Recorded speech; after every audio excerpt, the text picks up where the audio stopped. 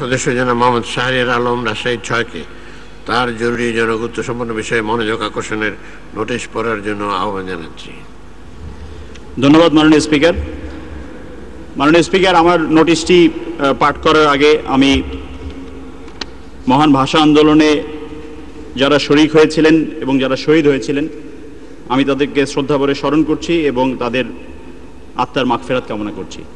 এবং সেই সাথে হাউসকে আমি একটি তথ্য স্মরণ করিয়ে দিতে চাচ্ছি যে রাজশাহীতেই প্রথম 1948 সালে ভাষার জন্য রক্ত ঝরেছিল এবং 1952 সালের 10ই ফেব্রুয়ারি রাজশাহীর ভুবনমোহন পার্কে ভাষা আন্দোলনের দাবিতে প্রথম জনসভা হয়েছিল এবং যে স্থানে এটি হয়েছিল সেখান থেকে মাত্র কয়েকশো গজ দূরে পদ্মা নদী, তখন ছিল প্রমত্ত পদ্মা নদী, এখন শুষ্ক মৌসুমে অনেক সময় শুকিয়ে থাকে। তো আমার নোটিশটি আজকে মাননীয় কার্যপ্রণালী বিধির 71 বিধি অনুসারে মাননীয় পানি সম্পদ মন্ত্রী মহোদয়ের প্রতি। মাননীয় স্পিকার, আমার নির্বাচনী এলাকা রাজশাহী 6, চারঘাট ও বাঘা উপজেলা এই দুটি খুব গুরুত্বপূর্ণ ব্যবসায়িক কেন্দ্র এবং দুটি উপজেলা সদর। বাঘা উপজেলার সরেরহাট, গোকুলপুর, বিষ্ণুপুর, আলাইপুর, মিরগঞ্জ এবং চারঘাট উপজেলার রাউথা, পিরোজপুর, গোপালপুর, ইউসুফপুর ও টাঙ্গন নামক এলাকা বাণিজ্যের জন্য উল্লেখযোগ্য এবং এই অঞ্চলের আর্থসামাজিক বিকাশে গুরুত্বপূর্ণ ভূমিকা পালন করে চলেছে। বর্ণিত এলাকাসমূহের দক্ষিণ পাশ দিয়ে পদ্মা নদী প্রবাহিত হচ্ছে, কিন্তু দুঃখের বিষয় এইসব এলাকাসমূহের পাশ দিয়ে প্রবাহিত পদ্মা নদীর তীর মোটেই সংরক্ষিত নয়। মাননীয় স্পিকার, পদ্মা নদীর প্লাবন থেকে রাজশাহী, নাটোর ও পাবনা জেলার বিস্তীর্ণ অঞ্চলকে রক্ষাকল্পে 80-র দশকে নদী তীরবর্তী স্থানীয় রাস্তাকে ব্যবহার করে বিশ্ব খাদ্য কর্মসূচির আওতায় হার্ডিন্স ব্রিজের গাইড বাঁধ হতে পাবনা জেলার ঈশ্বরদী উপজেলার সারা ইউনিয়ন হয়ে নাটোর জেলার লালপুর উপজেলা, রাজশাহী জেলার বাঘা, চারঘাট, মতিহার, বোয়ালিয়া, পবা এবং গোদাগাড়ি উপজেলার অভয়া পর্যন্ত গঙ্গা নদীর বাম তীর বাঁধ প্রকল্পটি বাস্তবায়ন করা হয়। সমাপ্তির পরে অদ্যাবধি প্রকল্পটি প্রায় 31,000 হেক্টর এলাকাকে বন্যামুক্ত করেছে এবং অতিরিক্ত ফসল ফলানোর মাধ্যমে জাতীয় অর্থনীতিতে ব্যাপক ভূমিকা পালন করে আসছে। রাজশাহী শহরের পূর্ব প্রান্ত থেকে হার্ডিন ব্রিজ পর্যন্ত দীর্ঘ 68 কিলোমিটার বন্যা বাঁধের শাহপুর, টাঙ্গন, রাউথা, গোপালপুর, আলাইপুর নামক স্থানে সীমান্ত নদী সংরক্ষণ উন্নয়ন প্রকল্পের আওতায় 1999 সাল থেকে 2006 সাল পর্যন্ত সময়ে মোট 5,789 মিটার নদীটি সংরক্ষণের কাজ বাস্তবায়িত হয়েছে। ফলশ্রুতিতে এইসব স্থানে পদ্মা নদীর হাত থেকে রক্ষা পেয়েছে, ভাঙন থেকে রক্ষা পেয়েছে। এসব স্থানে উজান ও ভাটিতে পুনরায় বর্তমানে ব্যাপক ভাঙন দেখা দিয়েছে গত কয়েক বছর থেকে। সীমান্ত নদী সংরক্ষণ ও উন্নয়ন প্রকল্পের আওতায় শাহপুর ও চারঘাট সীমান্ত ফাঁড়ি এলাকায় পদ্মা নদীর বাম তীর সংরক্ষণ উপপ্রকল্পের অধীনে 2000 থেকে 2006 সাল পর্যন্ত 39 কোটি টাকা ব্যয়ে 66 কিলোমিটার থেকে 66.5 কিলোমিটার পর্যন্ত 550 মিটার রাস্তা এবং নদীর তীর সংরক্ষণ করা হয়। অপরদিকে এই প্রকল্পের আওতায় চারঘাট ও বাঘা থানা রক্ষা উপপ্রকল্পের অধীনে বন্যা বাঁধের 59.43 কিলোমিটার থেকে 65.2 কিলোমিটার পর্যন্ত পরবর্তী অংশে 2000 সাল থেকে 2006 সাল পর্যন্ত আবারও বিভিন্ন সময় নদী তীর সংরক্ষণ কাজ বাস্তবায়ন করা হয়।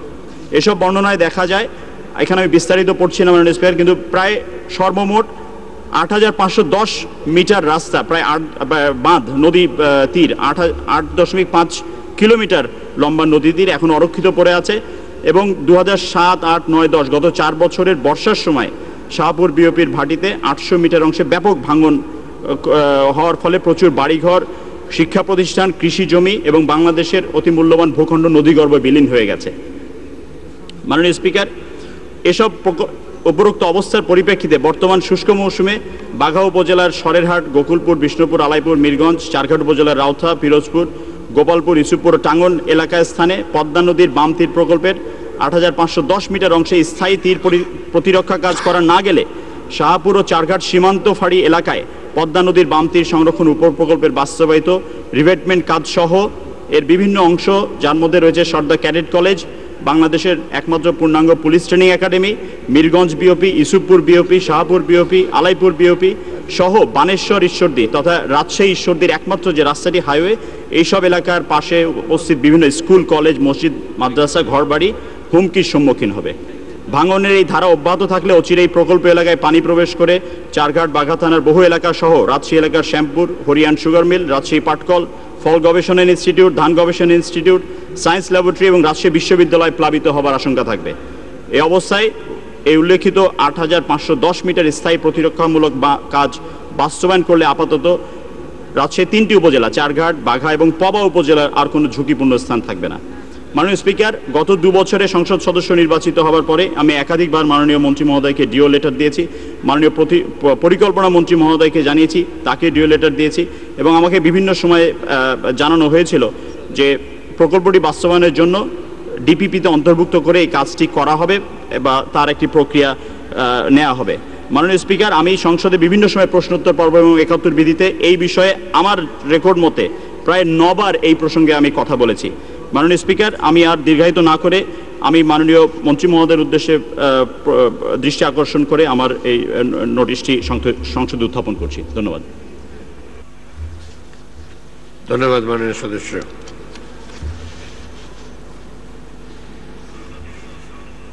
মাননীয় পানি সম্পদ মন্ত্রী জনাব রমেশ চন্দ্র সেনকে এ বিষয়ে তার সংক্ষিপ্ত বিবৃতি প্রদানের জন্য আহ্বান জানাচ্ছি। মাননীয় স্পিকার, আপনার ধন্যবাদ।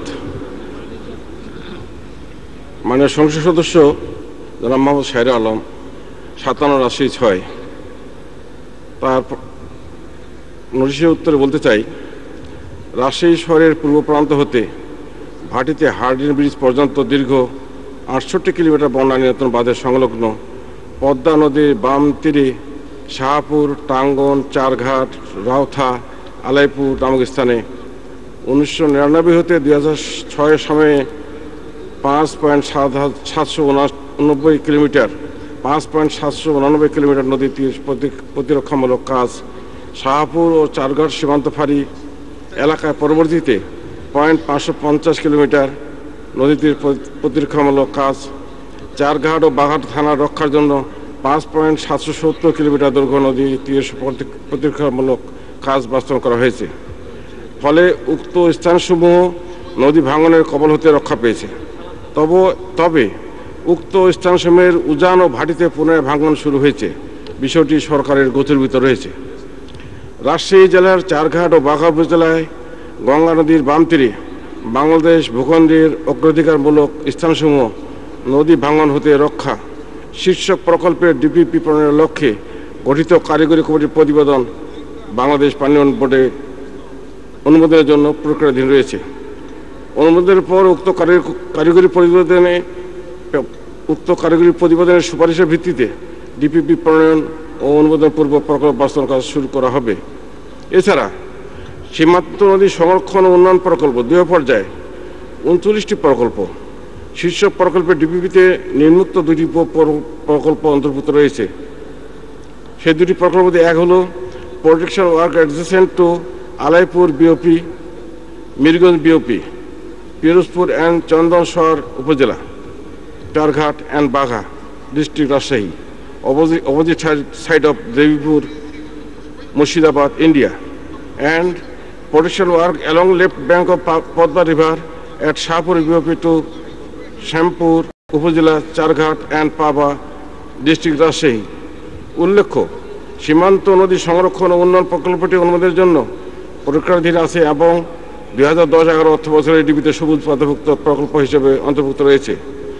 উপরে বর্ণিত প্রকল্পগুলি বাস্তবিত হলে রাজশাহী জেলার বাঘা উপজেলার সরেহাট, গোকুলপুর, বিষ্ণুপুর, আলাইপুর, বীরগঞ্জ এবং চারঘাট উপজেলার রওথা, ইসুপুর, টাঙ্গন এলাকা নদীর ভাঙনের হাত থেকে রক্ষা পাবে বলে আশা করা যায়। আপনাকে ধন্যবাদ। ধন্যবাদ মাননীয় মন্ত্রী। মাননীয় সদস্য জনাব মোহাম্মদ শাহরিয়ার আলম, আপনি এই বিষয়ে একটি প্রশ্ন করতে পারেন। মাননীয় স্পিকার, আপনাকে ধন্যবাদ এবং মাননীয় মন্ত্রী মহোদয়কেও ধন্যবাদ। মাননীয় স্পিকার, আমি এই একটি প্রশ্ন উত্থাপন করতে গিয়ে একটি ব্যক্তিগত তথ্যের অবতারণা করতে চাই। মাননীয় স্পিকার, আমি সংসদ সদস্য নির্বাচিত হবার পরে এবং তার অব্যবহিত পরেই মাননীয় মন্ত্রী যখন মন্ত্রী পরিষদের সদস্য অন্তর্ভুক্ত হলেন, তখন আমি আমার এলাকার মানুষকে বলেছিলাম যে মাননীয় মন্ত্রী রমেশ চন্দ্র সেন, উনি আমার ব্যক্তিগতভাবে অনেক পরিচিত, কারণ উনি যে এলাকার বাসিন্দা, আমার নাম যিনি রেখেছিলেন মাননীয় স্পিকার, আমার প্রয়াত ফুপু, তার বাড়ি এবং মাননীয় মন্ত্রী মহোদয়ের বাড়ি একেবারেই পাশাপাশি, রুহিয়া ইউনিয়নে ঠাকুরগাঁ জেলার অন্তর্ভুক্ত। তখন আমি বলেছিলাম মাননীয় মন্ত্রী এমন আমার খুব কাছের মানুষ এবং আমি সব কাজই করে নিতে পারবো। মাননীয় স্পিকার, মাননীয় মন্ত্রী যে বিশদ বর্ণনা করেছেন, এর মধ্যে বেশ কিছু বাঁধ এই এলাকাতে নির্মিত হয়েছে। এরকম 6টি বাঁধের তালিকা রয়েছে, যেগুলি বিভিন্ন সময় 800 মিটার বা 1 কিলোমিটার বা 2 কিলোমিটার পর্যন্ত হয়েছে, এবং এগুলি ইতিমধ্যে নদীগর্ভে বিলীন হয়ে গেছে। এখানে বেশ কিছু জায়গার নাম উনি উল্লেখ করেছেন, তার মধ্যে মিরগঞ্জ, রাউথা, চন্দন শহর, গোপালপুর, আলাইপুরের বিভিন্ন অঞ্চল। আমি মাননীয় মন্ত্রী মহোদয়ের কাছে জানতে চাচ্ছি, যেটা উনি এর আগেও বিভিন্ন প্রশ্নোত্তর পর্বে বলেছেন, যে একটি ডিপিপি প্রণয়নের কাজ চলছে, প্রকল্প গ্রহণ করা হবে, তারপরে এটা বাস্তবায়িত হবে। আজকেও উনি একই কথার পুনরাবৃত্তি করেছেন। আমি মাননীয় মন্ত্রী মহোদয়ের কাছে আরেকটি সুনির্দিষ্টভাবে জানতে চাই যে এরকম একটি বড় প্রকল্প, যেটি এই এলাকার মানুষের বলতে গেলে একমাত্র দাবি, মাননীয় স্পিকার, সেটির জন্য আরেকটু সুনির্দিষ্ট করে বলা খুবই প্রয়োজন।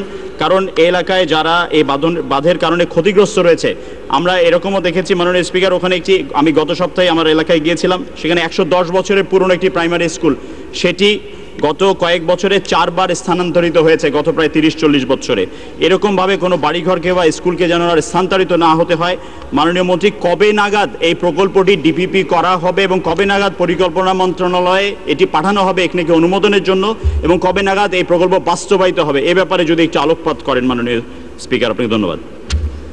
ধন্যবাদ মাননীয় সদস্য। মাননীয় মন্ত্রী। মাননীয় স্পিকার, আপনাকে ধন্যবাদ। মাননীয় সংসদ সদস্যকে আমি ধন্যবাদ জানাচ্ছি, যেহেতু আমার খুব কাছের লোক।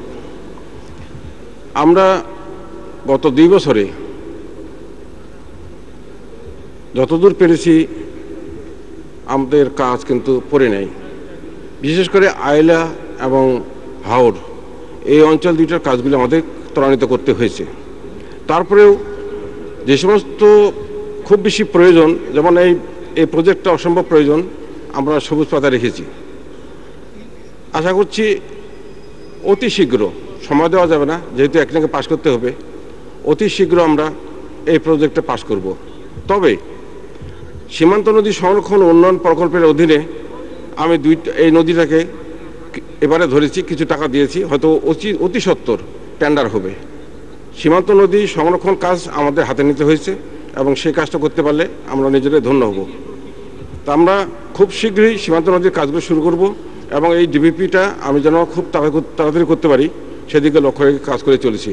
আপনাকে ধন্যবাদ। ধন্যবাদ।